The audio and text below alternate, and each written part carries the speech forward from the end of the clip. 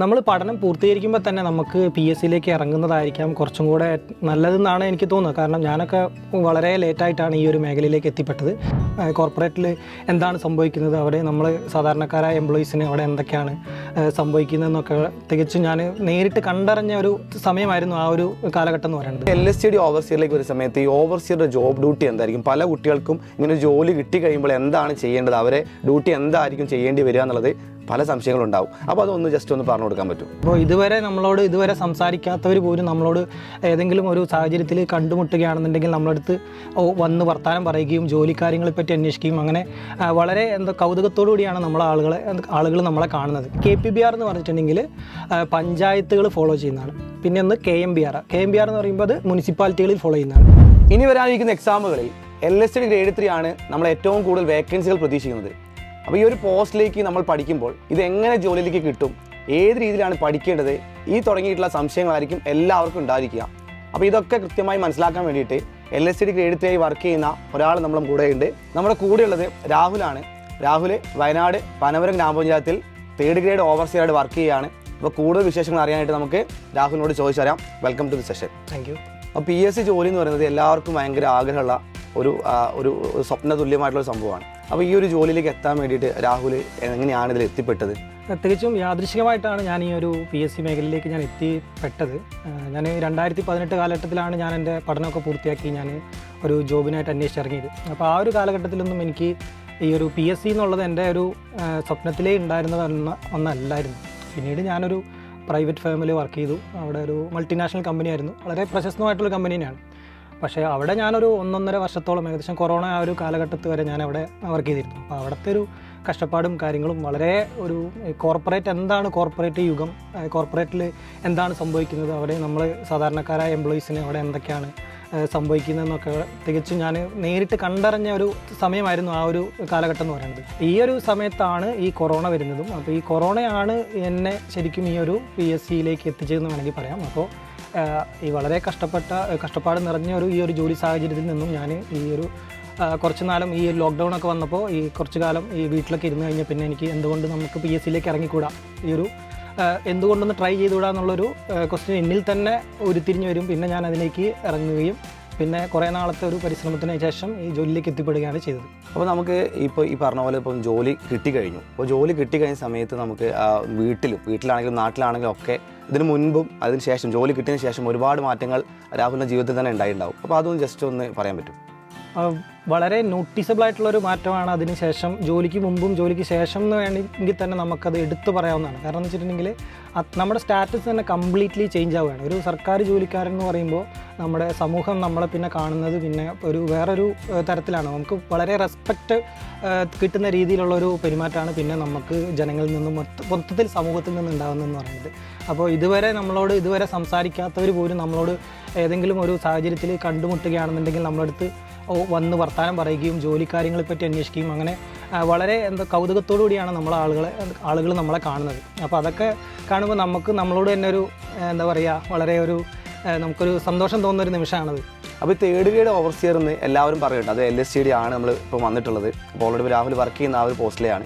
പക്ഷേ ഇതിലെ ഈ ഡിപ്പാർട്ട്മെൻറ്റ് LSTD ഡിപ്പാർട്ട്മെൻറ്റ് എന്ന് പറയുമ്പോൾ പല കുട്ടികൾക്കും ഇതിങ്ങനെ കേട്ടറിവ് മാത്രമേ ഉണ്ടാവുള്ളൂ. അപ്പോൾ ഇതെന്താണ് ഈ ഡിപ്പാർട്ട്മെൻറ്റ്, അല്ലെങ്കിൽ ഡിപ്പാർട്ട്മെൻറ്റ് നമുക്ക് എങ്ങനെയൊക്കെയാണ് അതിന് സേവനങ്ങൾ വരുന്നത്? അപ്പോൾ അതായത് വെച്ചിട്ടുണ്ടെങ്കിൽ തദ്ദേശ സ്വയംഭരണ വകുപ്പ് അതിലൊരു ഭാഗം മാത്രമാണ് ഈ ഒരു എഞ്ചിനീയറിംഗ് വിഭാഗം എന്ന് പറയുന്നത്. അപ്പോൾ ഈ തദ്ദേശ സ്വയംഭരണ വകുപ്പിന് കീഴിലാണ് ഈ പഞ്ചായത്തുകളും കാര്യങ്ങളൊക്കെ വരുന്നത്. അപ്പോൾ അതിൽ ഒരു വിഭാഗം മാത്രമാണ് ഈ എഞ്ചിനീയറിംഗ് വിഭാഗം എന്ന് പറയുന്നത്. അപ്പോൾ അതിലൊരു പോസ്റ്റാണ് ഈ ഗ്രേഡ് 3 ഓവർസിയർ എന്ന് പറയുന്നത്.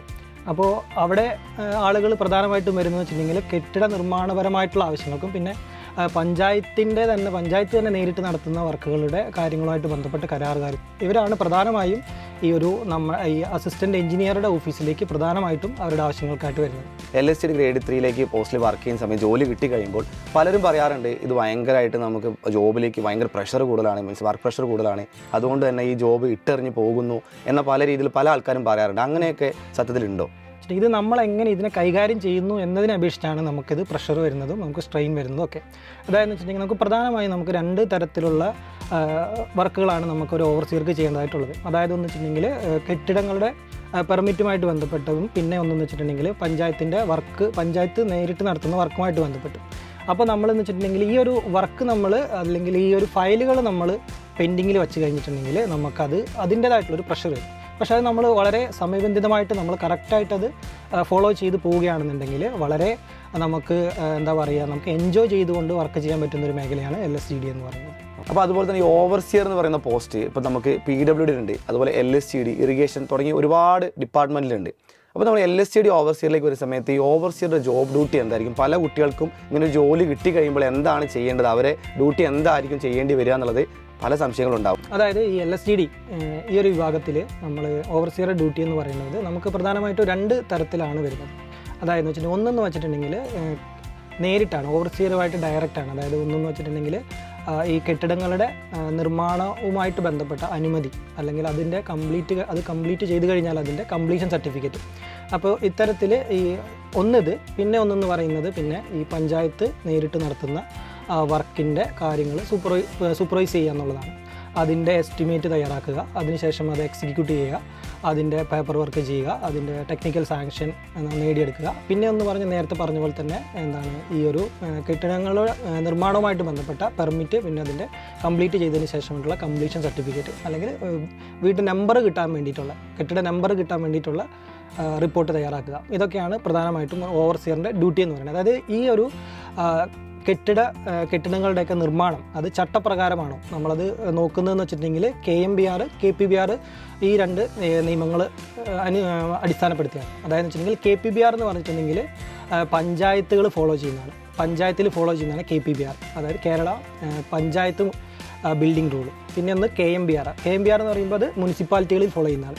അപ്പോൾ ഇത് ചട്ടപ്രകാരമാണോ, ഇതിലുള്ള നിയമപ്രകാരമാണോ ഈ നിർമ്മാണ പ്രവൃത്തി നടത്തിയിരിക്കുന്നത്, അത് ഉറപ്പുവരുത്താൻ വേണ്ടിയിട്ടാണ് നമ്മൾ സാങ്കേതിക വിഭാഗം അല്ലെങ്കിൽ എഞ്ചിനീയറിംഗ് വിഭാഗം ഇത് സ്ഥലപരിശോധന നടത്തുന്നത്. അപ്പോൾ ഒരുപാട് ഓവർസിയർ പോസ്റ്റുകൾ ഇനിയും വിളിക്കാനുണ്ട്. ഈ വരുന്ന കുട്ടികൾക്കൊക്കെ ഒരുപാട് പോസ്റ്റുകളൊക്കെ വരുന്നുണ്ടായിരിക്കും. അപ്പം ഈ ഓവർസിയർ എക്സാമുകൾക്ക് പഠിക്കുന്ന സമയത്ത് നമുക്ക് അതിൻ്റെ സബ്ജക്റ്റുകളൊക്കെ ഉണ്ടായിരിക്കും. അപ്പം രാഹുലിൻ്റെ ഒരു പഠന രീതി അല്ലെങ്കിൽ നമുക്ക് ഈ പറഞ്ഞ രീതിയിലേക്ക് ഒരു ലക്ഷ്യത്തിലേക്ക് എത്തിയ രീതി ഒന്ന് പറഞ്ഞു കൊടുക്കാൻ പറ്റും?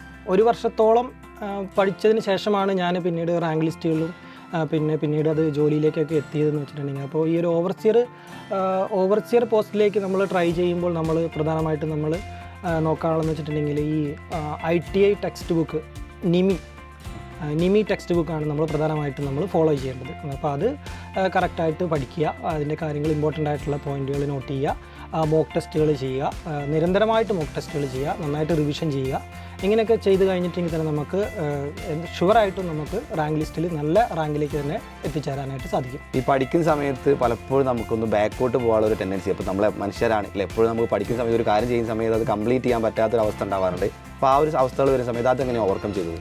PSCയിലേക്ക് നമ്മൾ ഇറങ്ങി തിരിഞ്ഞ് കഴിഞ്ഞിട്ടുണ്ടെങ്കിൽ പിന്നെ നമ്മളെന്ത് ചിന്തിക്കേണ്ടതെന്ന ഒരു കാര്യം എന്ന് വെച്ചിട്ടുണ്ടെങ്കിൽ നമ്മൾ ഏതായാലും ഇത് ഇറങ്ങി തിരിച്ചു, പിന്നീട് അത് പിന്നോട്ട് കാൽ വെക്കാതിരിക്കുക എന്നുള്ളതാണ്. നമുക്ക് ഒരു കണ്ടിന്യൂസ് ആയിട്ട് നമുക്കൊരു അഡ്വൈസ് നമ്മുടെ കയ്യിൽ കിട്ടുന്നത് വരെ അല്ലെങ്കിൽ അപ്പോയിൻമെൻറ്റ് ലെറ്റർ കയ്യിൽ കിട്ടുന്നത് വരെ അത് സ്ഥിരതയോടുകൂടി നമുക്ക് ആ ഒരു പഠനത്തിൽ തന്നെ നമ്മളത് കോൺസെൻട്രേറ്റ് ചെയ്യാനായിട്ട് നമുക്ക് കഴിയണം. അപ്പോൾ അതെന്ന് വെച്ചിട്ടുണ്ടെങ്കിൽ അതിനിപ്പോൾ ഞാൻ ചെയ്യുന്ന രീതി എന്ന് വെച്ചിട്ടുണ്ടെങ്കിൽ നമ്മളെ സ്വയം മോട്ടിവേറ്റ് ചെയ്യുക എന്നുള്ളതാണ്. നമ്മൾ സ്വയം മോട്ടിവേറ്റ് ചെയ്യുക, നമ്മളെപ്പോഴും നമ്മളെ ഒരാൾ മോട്ടിവേറ്റ് ചെയ്യാണ്ടാവില്ല, ആരും ഉണ്ടാവില്ല. അപ്പോൾ നമ്മൾ സ്വയം എപ്പോഴും മോട്ടിവേറ്റ് ആയിക്കൊണ്ടിരിക്കുക, അതാണ് ഞാൻ ഫോളോ ചെയ്യുന്ന ഒരു രീതി.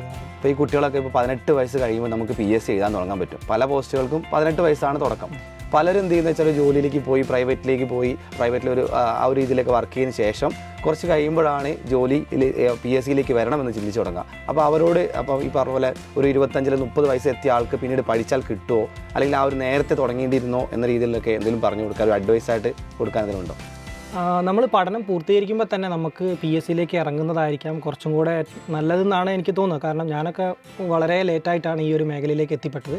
അപ്പോൾ കുറച്ചു കാലം മുമ്പേ തന്നെ നോക്കിയിരുന്നെങ്കിൽ നമുക്ക് കുറച്ച് കാലത്ത് കുറച്ച് കാലത്ത് സർവീസ് ഇപ്പോൾ ആയിരുന്നേനെന്ന് എനിക്കിപ്പോൾ തോന്നുന്നുണ്ട്. അപ്പോൾ നമ്മൾ പഠനം പൂർത്തീകരിക്കുന്ന അതേ സമയത്ത് തന്നെ നമ്മൾ PSCയിലേക്കും കൂടെ ഒപ്പം ട്രൈ ചെയ്യാം. നമുക്ക് മറ്റ് ജോലികളോടൊപ്പം തന്നെ നമുക്ക് ഈ PSCക്കും കൂടെ ട്രൈ ചെയ്യാവുന്നതാണ്. അപ്പോൾ അങ്ങനെ എത്തിപ്പെട്ടിട്ട് അങ്ങനെ നമ്മൾ ആദ്യമേ തന്നെ സർവീസിൽ കയറുകയാണെന്നുണ്ടെങ്കിൽ നമുക്ക് ഒരുപാട് കാലത്ത് സർവീസും കിട്ടും. നമ്മുടെ ഒരു റിട്ടയർമെൻറ്റ് കാലം എത്തുമ്പോഴേക്കും നമുക്കൊരു നല്ലൊരു പോസ്റ്റിലെത്തി നമുക്ക് റിട്ടയർ ചെയ്യാനായിട്ടുള്ളൊരു സാഹചര്യം കൂടി ഉണ്ടാവും.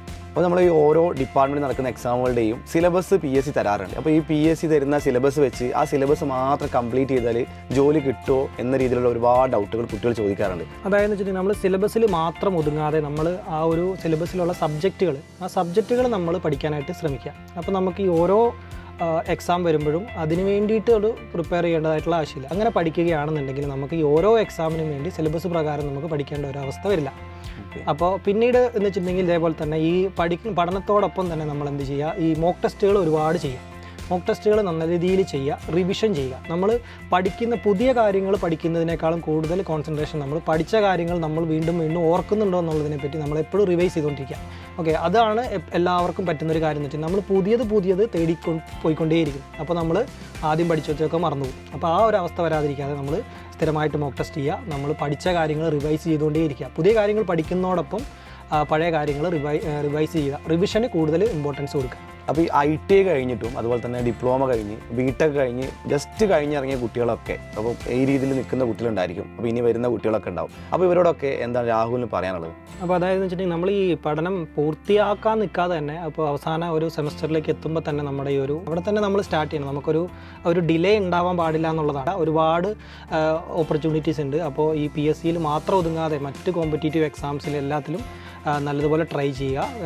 നല്ലതുപോലെ അതിന് വേണ്ടിയിട്ട് ഒരു പൊസിഷനിലേക്ക് എത്തിപ്പെടാനായിട്ട് ഹാർഡ് വർക്ക് ചെയ്യുക. അത് നമ്മൾ ഈ പഠനം പൂർത്തിയാക്കാൻ നിൽക്കാതെ അതിന് മുമ്പേ തന്നെ ഏകദേശം അവസാന വർഷത്തിൽ തന്നെ അതിൻ്റെ നമ്മളതിന് വേണ്ടിയിട്ടുള്ളൊരു എടുക്കുക എന്നുള്ളതാണ്. ഒരു പ്രയത്നം നമ്മൾ അതിലേക്കും കൂടി മാറ്റിവെക്കുക എന്നുള്ളതാണ് എനിക്ക് പുതിയ തലമുറയോട് പറയാനുള്ളത്. അപ്പോൾ LSTD ഗ്രേഡ് 3 എക്സാമിന് വേണ്ടി പ്രിപ്പയർ ചെയ്യുന്ന നിങ്ങൾക്ക് ഏകദേശം ഇപ്പം എന്താണ് ഓവർസിയർ, എന്താണ് LSTD ഓവർസിയർ എന്ന് പറയുന്നതിനെക്കുറിച്ചൊക്കെ ഐഡിയ കിട്ടിയിട്ടുണ്ടാവുമെന്ന് വരുന്നു. നന്നായി തന്നെ പഠിച്ചു കഴിഞ്ഞാൽ നമുക്ക് എല്ലാവർക്കും ഈ ഒരു ജോലി ഒരു ബുദ്ധിമുട്ടും ഇല്ലാതെ കിട്ടും. അതിലൊരു സംശയം വേണ്ട. അപ്പോൾ എല്ലാവരും നന്നായി തന്നെ പഠിക്കുക. അപ്പം അടുത്ത ഇതുപോലെയുള്ള വീഡിയോസായിട്ട് നമുക്ക് വീണ്ടും കാണാം. Thank you all of U.